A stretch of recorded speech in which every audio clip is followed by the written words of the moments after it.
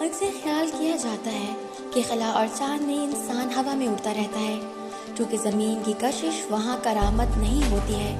یہی وجہ ہے کہ انسان ہواؤں میں اڑتا ہوا نظر آتا ہے، اور صرف انسان ہی نہیں بلکہ کھانے پینے کی چیزیں، ضروری اشیاء سمیت ہر چیز خلا اور چاند میں ہوا میں ہوتی ہے۔ آج اسی خبر میں آپ کو بتائیں گے کہ ایک ایسے ہی خلا باز کے بارے میں جو جب زمین پر پہنچا تو چلنا پھرنا ہی بھول گیا۔ گزشتہ ہفتے 3 چینی خلا بازوں نے سب کی توجہ حاصل کر لی تھی، جب یہ 3 خلا باز جن میں 2 مرد اور 1 خاتون شامل تھی خلا سے واپس زمین پر آئے تھے۔ 6 ماہ یعنی 180 سے زیادہ دن خلا میں گزارنے والے ان 3 خلا بازوں کو دراصل چینی خلائی اسٹیشن پر کام کرنا تھا۔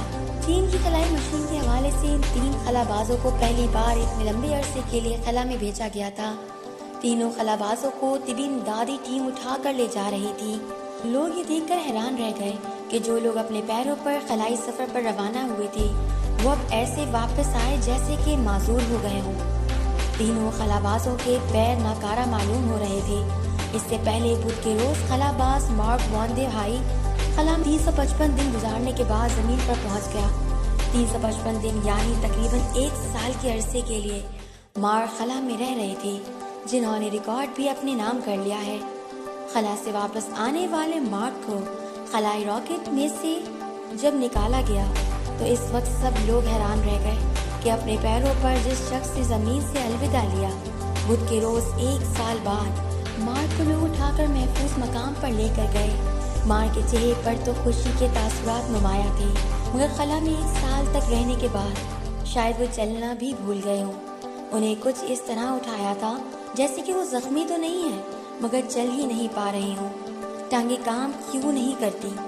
اس کی ایک وجہ یہ بھی ہو سکتی ہے کہ خلا باز کا یونیفارم ہی مختلف تہہ میں ہوتا ہے۔ یونیفارم موٹا اور بھاری ہونے کی وجہ سے خلا باز سے چلا ہی نہیں جاتا ہو۔